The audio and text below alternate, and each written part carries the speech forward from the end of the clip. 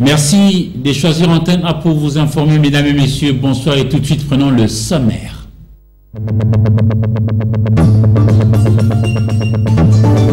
Crash d'un avion Kin Avia est survenu ce mercredi 16 juin pendant le moment de son décollage à l'aéroport de Kavumu au sud Kivu. Il y aurait 3 passagers. Il en parlerait également d'un survivant. Fédération congolaise de football, association FECOFA, le président Constant Omari Selemani, après plusieurs mandats à la tête de cette structure fêtière du football congolais, a démissionné de ses fonctions ce mercredi 16 juin 2021.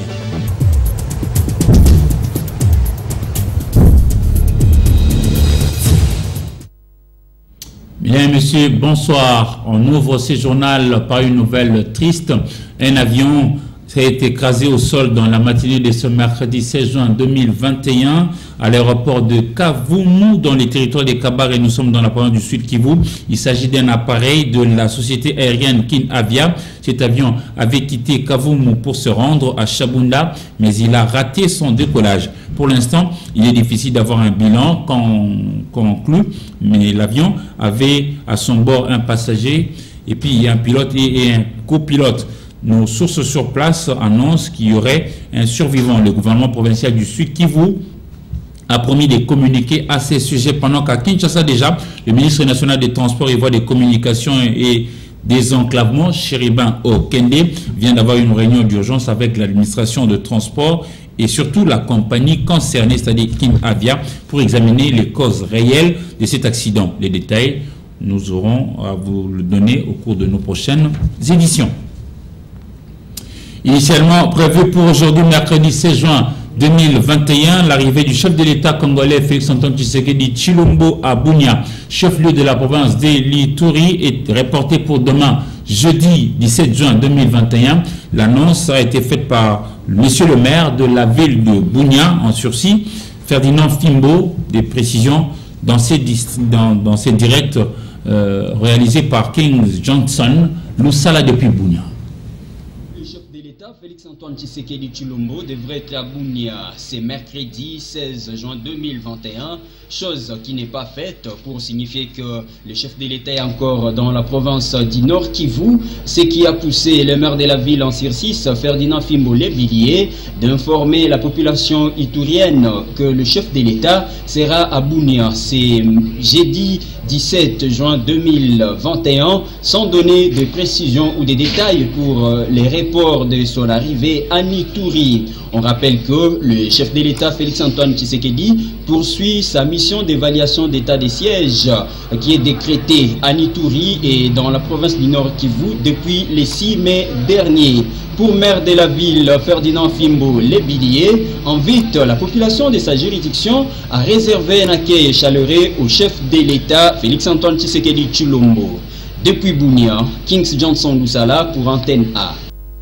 Merci King Johnson Lusala. Depuis Bunia, nous restons dans la partie orientale de la République démocratique du Congo pour vous dire que le tout premier de Congolais poursuit avec sa mission de compassion et d'évaluation de la situation sécuritaire dans les provinces de l'Est et notamment celles qui sont en état de siège. Le président de la République démocratique du Congo, Félix-Antoine Tshisekedi Tshilombo, est arrivé mardi 15 juin 2021 en début de soirée dans la ville de Beni. À l'aéroport de Mavivi, le chef de l'État a été accueilli par les autorités militaires des provinces du Nord Kivu, les responsables administratifs locaux, civils et militaires, ainsi que les acteurs de la société civile. C'est mercredi 16 juin, donc aujourd'hui, dans la matinée, le président Félix-Antoine Tshisekedi Tshilombo et Yoweri Kaguta Museveni, le président ougandais, ont inauguré ensemble le grand chantier de rénovation et construction de routes reliant l'Ouganda à la République démocratique du Congo et vice-versa. La cérémonie d'inauguration s'est déroulée au poste frontalier de Mpondwe et Kasindi, ainsi que vous l'aviez vu en image. Et justement, toujours le président de la République avait eu à parler par rapport au coronavirus qui, hélas, tue à travers la planète Terre. À propos, le chef de l'État congolais s'est adressé à l'ensemble de la population de la République démocratique du Congo comme pour annoncer des mesures devant nous aider chacun à pouvoir lutter efficacement contre la pandémie du coronavirus. Suivez.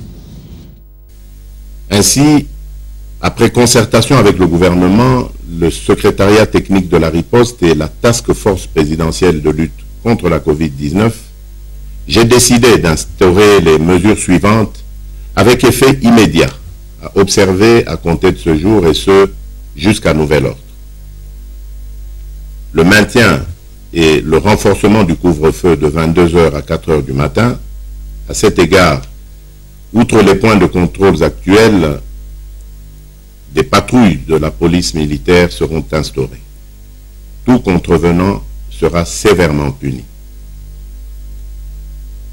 Le port du masque obligatoire ainsi que le strict respect des gestes barrières, dont le lavage régulier des mains à l'eau et au savon dans tous les lieux publics et l'utilisation répétée des gels hydroalcooliques. L'interdiction de tout rassemblement de plus de 20 personnes sur les lieux publics. L'entrée dans les marchés publics est subordonnée à la prise de température, au lavage des mains ainsi qu'au port du masque. L'interdiction de l'organisation des deuils et veillées mortuaires dans les salles et les domiciles. Les dépouilles mortelles seront conduites directement de la morgue au lieu d'inhumation avec un nombre d'accompagnateurs n'excédant pas 50 personnes. Les contrôles sanitaires aux postes frontières nationaux seront renforcés. L'obligation de présenter un test PCR négatif réalisé en déant les 72 heures reste d'application et toute entrée sur le territoire national demeure subordonnée à la réalisation d'un nouveau test PCR auquel nul ne pourra déroger. La fermeture des discothèques et des boîtes de nuit pendant une durée de 15 jours. Les restaurants resteront ouverts dans les conditions de strict respect des gestes barrières. La gestion efficiente du personnel et le recours, le cas échéant, au travail à distance. La prise en charge sanitaire par le gouvernement de tous les cas positifs sur l'ensemble du territoire. En ce qui concerne les établissements scolaires et universitaires, ceux-ci demeureront ouverts à la seule condition de renforcement de l'observation des gestes barrières.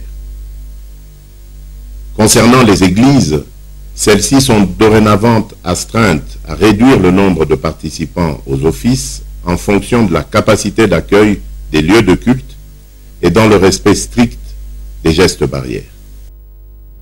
Toutes nos excuses par rapport à la qualité d'image que vous avez suivie, mais entre-temps, le chef a parlé. Et comment est-ce que les Congolais ont capté son message? Patricia Ndongo Mboui a promené son micro dans les rues de la capitale Kinshasa. Suivez.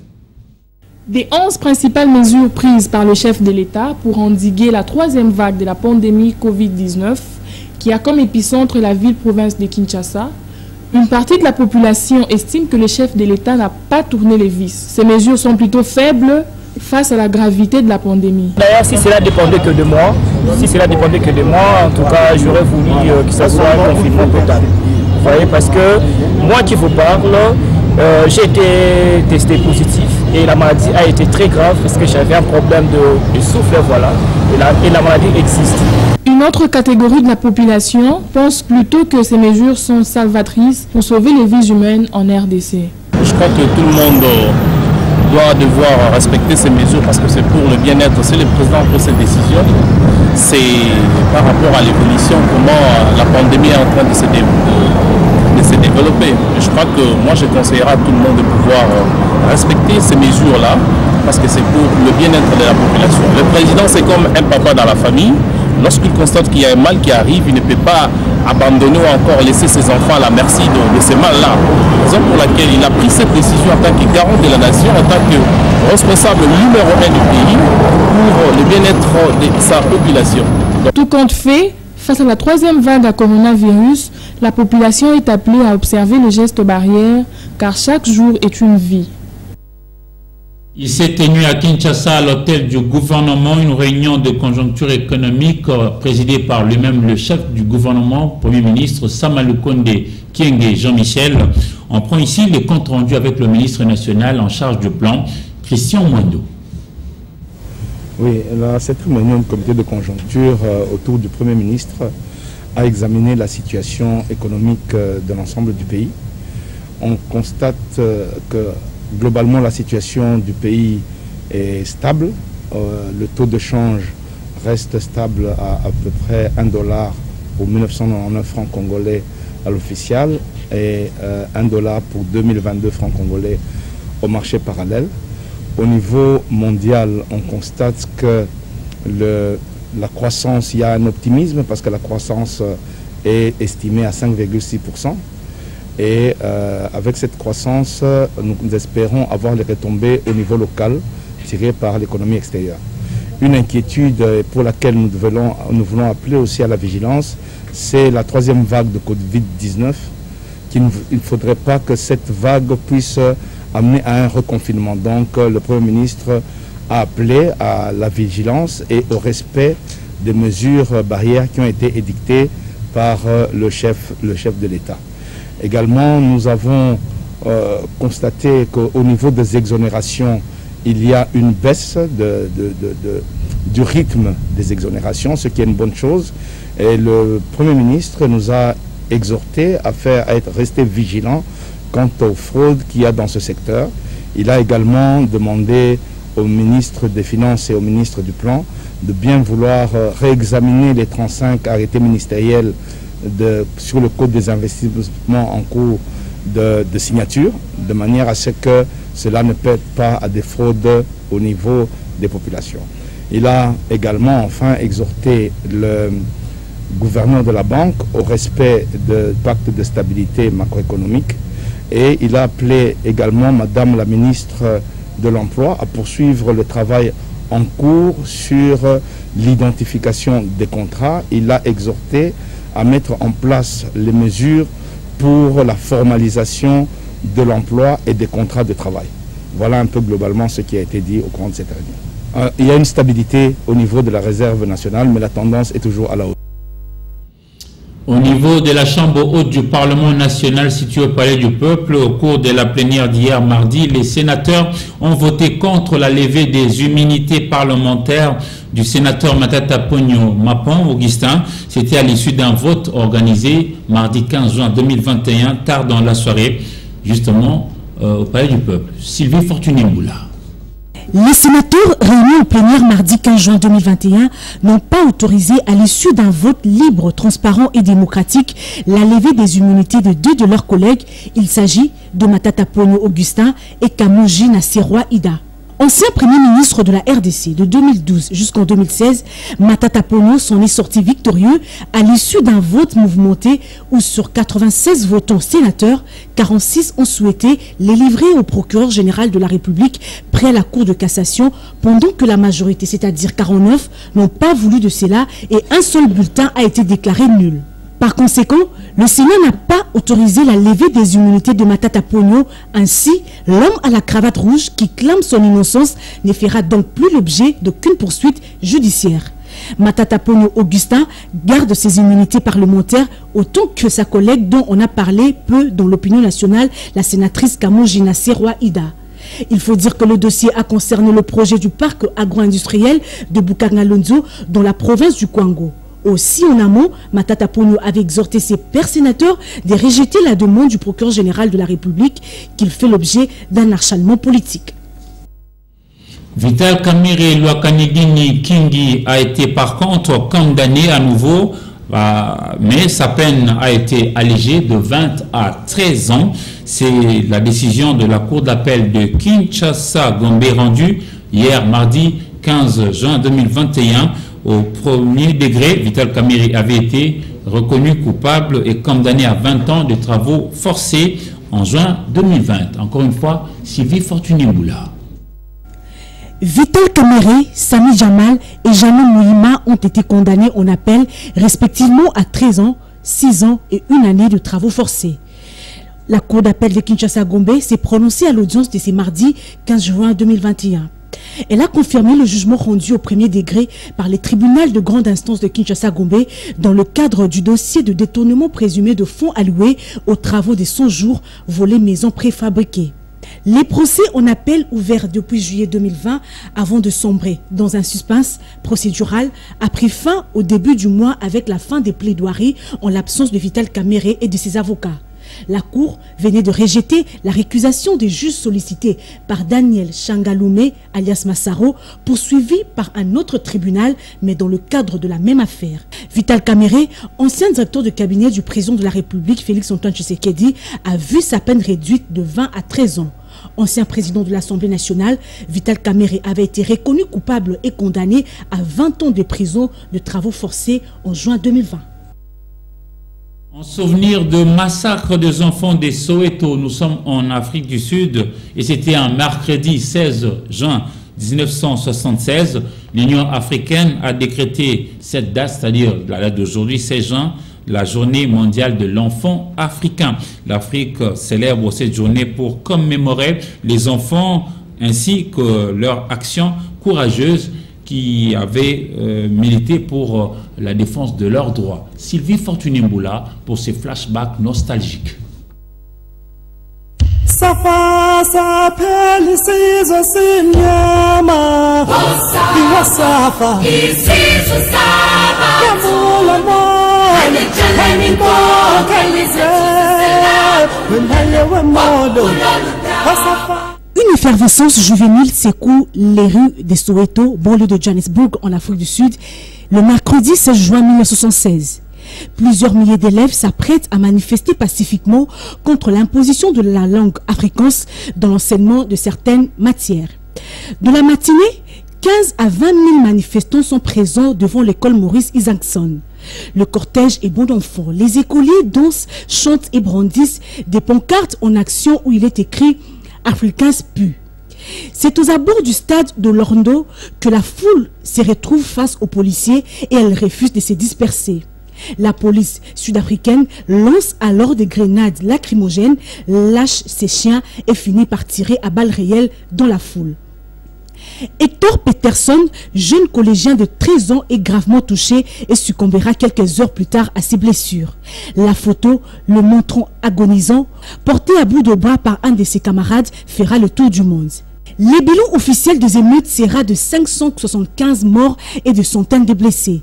Le gouvernement de l'apartheid s'est résolu à retirer sa loi en juillet 1976. La révolte de jeunes Sud-Africains noirs contre une énième loi de ségrégation est ainsi le signe avant-coureur de l'effondrement du régime de l'apartheid fondé sur la théorie du développement séparé élaborée par les idéologues africanistes. L'Afrique célèbre cette journée pour commémorer nos enfants et l'action courageuse qu'ils ont entreprise pour revendiquer leurs droits. Les enfants d'Afrique sont l'avenir de l'Afrique.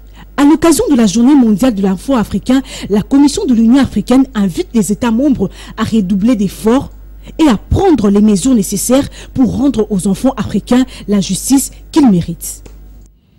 Et il se fait que les enfants congolais sont aussi africains. Et le Congo de demain ne sera rien d'autre que ce que sa jeunesse aujourd'hui. Et la clé passera par l'éducation. Donner une éducation intégrale à la jeunesse, telle est la vision de la congrégation marianiste située dans la commune de Limité 3e rue. Papi Katassi, Popol Jacob ont effectué le déplacement de ces lieux pour en savoir plus. Suivez ses commentaires. Donner à la jeunesse une éducation intégrale, telle est la vision de la communauté marianiste. Avec peu de moyens, les frères de cette communauté s'adonnent à la formation pour faire de l'homme un citoyen utile dans la société. Notre contribution, c'est de viser l'excellence. Vous savez bien comment l'éducation se donne actuellement dans notre pays, dans notre société. Et dans notre œuvre ou dans nos œuvres, c'est l'excellence qui est visée. Nous voulons donner à la jeunesse une éducation intégrale pour former l'homme et former aussi tout homme. C'est-à-dire non seulement du point de vue intellectuel, du point de vue formation professionnelle, mais aussi du point de vue moral, religieux et puis le reste, pour que l'homme soit formé dans la totalité et qu'il soit capable de se prendre en charge dans la société. En outre, la communauté marianiste accompagne la jeunesse dans la spiritualité, tout en se référant à la mère du Christ, la Sainte Vierge Marie. Nous avons une vocation mariale. Vocation mariale ne veut pas dire que nous mettons Marie au centre de notre vie, mais Marie devient pour nous un moyen pour vivre notre conformité avec le Seigneur. C'est-à-dire la vocation, notre charisme, c'est devenir conforme au Christ, qui est le maître de tout. Et Marie nous inspire les vertus. Et notre fondateur a voulu pendant la Révolution française, avec tout ce que son peuple vivait, il a trouvé mieux de s'appuyer sur quelqu'un pour essayer d'éradiquer ce qu'il appelait l'indifférence religieuse. Et l'indifférence religieuse qui vivait pendant ce temps-là, c'est-à-dire les gens ne vivaient plus leur religion, même les baptêmes qu'ils ont reçus, ils ne vivaient plus le baptême, ils ne partaient plus à l'église. Alors il s'est posé la question de comment éradiquer ce mal qui ronge la société. Il dit que non, mais dans la Bible, il y a une femme qui a écrasé la tête du serpent comme celui qui écrase le mal. Pour la petite histoire, cette communauté internationale marianiste du droit pontifical a vu le jour depuis 1996. On en vient à notre rubrique Actualité vue par les autres. Aujourd'hui, Esther Badi-Biabia a promené son micro auprès de M. Merlin Follo, journaliste au Direct TV. Et selon lui, l'actualité reste dominée par le verdict rendu hier à propos de l'affaire de Vital Kamerhe. L'actualité est dominée d'abord sur le plan national, du côté de l'Assemblée nationale, précisément au Sénat. Hier, tout le monde s'attendait, voilà, tout le monde voulait voir nos sénateurs de la République démocratique du Congo faire leur travail. Je pense que si les sénateurs ont fait leur travail, c'est-à-dire en âme et conscience, moi je les applaudis. Je ne peux qu'applaudir. Mais si cela a été nommé ou je dirais payé de coups bas ou une main noire, je pense que prochainement il faut faire quand même le nécessaire, essayer de livrer toutes personnes qui ont des contentieux avec la justice congolaise. Tout a été clair, en tout cas à mon avis, le vote était transparent, tout le monde voyait comment est-ce que le vote ça s'est déroulé, mais qu'à cela ne tienne, nous disons que c'est une partie remise et peut-être prochainement on peut voir Matata Ponyo devant la justice congolaise pour répondre par rapport aux accusations qui lui ont été faites pour le dossier Bukangalonzo. L'actualité, c'est aussi l'arrêt de la justice par rapport à l'ancien directeur de cabinet du chef de l'État, M. Vital Kamerhe Lokanini Nikingi. Vous savez très bien que depuis hier, la Cour d'appel a quand même rendu son verdict. Bon, il faut quand même souligner que la justice élève une nation. Encouragé, moi j'applaudis parce que ça va décourager certaines personnes qui pensent toujours qu'il faut mettre quand même, essayer de toucher au trésor public. En sport, 18 ans après avoir été à la tête de la Fédération congolaise de football, association FECOFA, Constant Marie Sélémani a démissionné aujourd'hui mercredi 16 juin 2021. Son intérim sera assumé désormais par le premier vice-président Donatien Chimanga. Mais pourquoi a-t-il démissionné? Les raisons, le voici. Aux uns et aux autres, si personnellement, dans mes paroles ou dans mes actes, j'ai vexé certains parmi vous ou vos collègues, qu'ils veulent bien m'en excuser. Quand on gère, le premier rôle c'est de protéger l'entité. On se protège soi-même après, mais on protège d'abord l'entité. Si dans l'une ou l'autre de nos déclarations ou de nos attitudes nous avons faussé, il faut nous en excuser. C'est lié au caractère passionnel de cette discipline. Mais ceux qui m'ont offensé, moi je les ai déjà pardonnés. Compte à tout ce qu'on peut raconter, continuez à aider cette fédération. Continuez à les aider.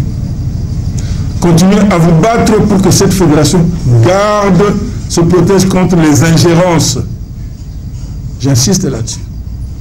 Contre les ingérences de toutes sortes. Évitons de politiser cette fédération, restons au milieu. Ça, c'est un principe qui nous a permis pendant 21 ans de tenir et de subsister à tous les changements. Pour le reste, je serai toujours là.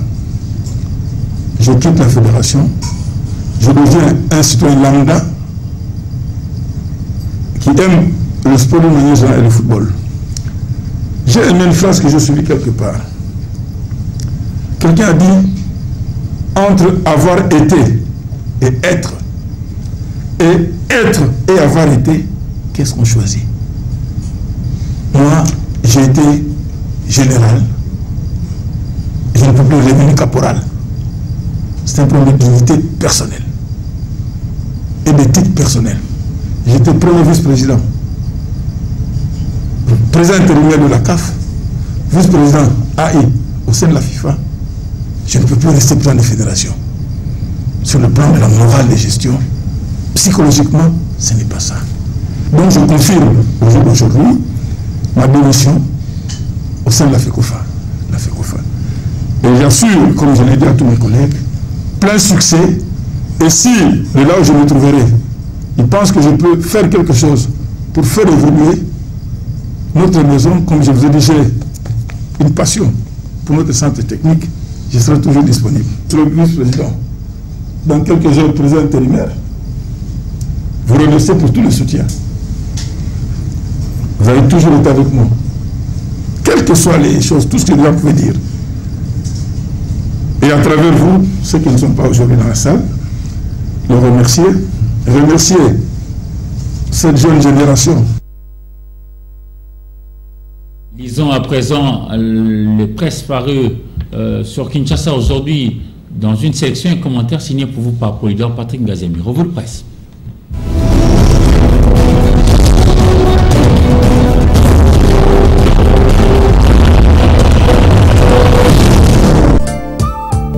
En ce troisième jour de la semaine, l'actualité est tout d'abord sanitaire. À sa une, la tempête des tropiques annonce les nouvelles dispositions prises par le président de la République par rapport à la troisième vague de la Covid-19. En effet, écrit le quotidien, outre les mesures qui sont jusque-là d'application mais de plus en plus négligées par la population, Félix Tshisekedi a décidé l'interdiction pendant 15 jours des discothèques et boîtes de nuit.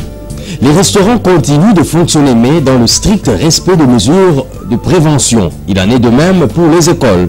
Les églises, elles, sont appelées à réduire le nombre des participants dans les cultes en tenant compte du respect strict des gestes barrières. Par ailleurs, indique la prospérité, les rassemblements de plus de 20 personnes sont interdits et toute entrée au marché sera conditionnée par la prise de température. Bien plus, poursuit le journal, Félix Tshisekedi recommande la couverture vaccinale pédagogique à travers toute l'étendue de la République et invite le gouvernement à assurer la prise en charge de tous les malades affectés par la pandémie à Covid-19.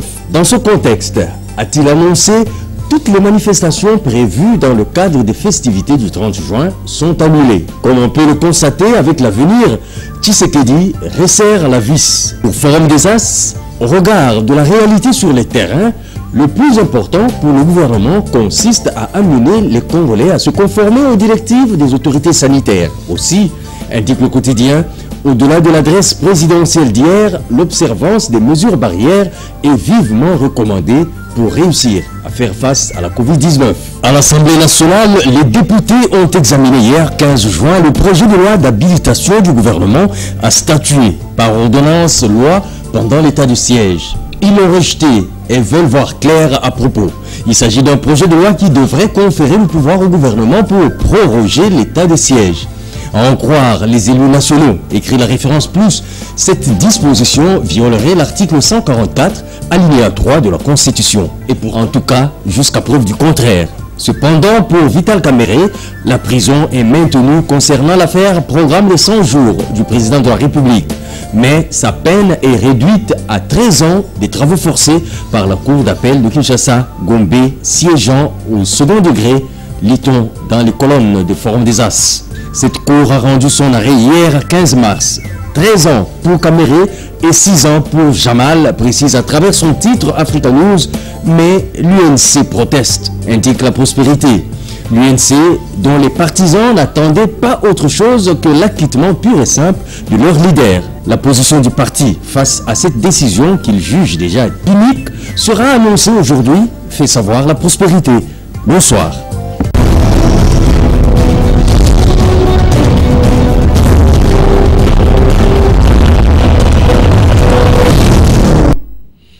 Nous avons presque terminé ce journal, mesdames et messieurs. Vous nous avez peut-être pris en cours. Nous vous en rappelons les principaux axes.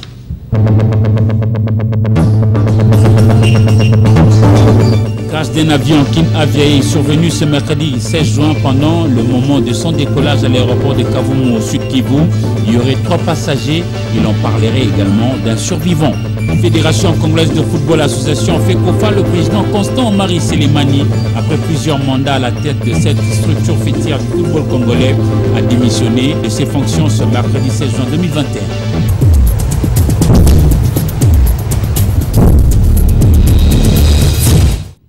Mesdames et messieurs, ce journal est complètement terminé. Merci à vous de l'avoir suivi et au revoir.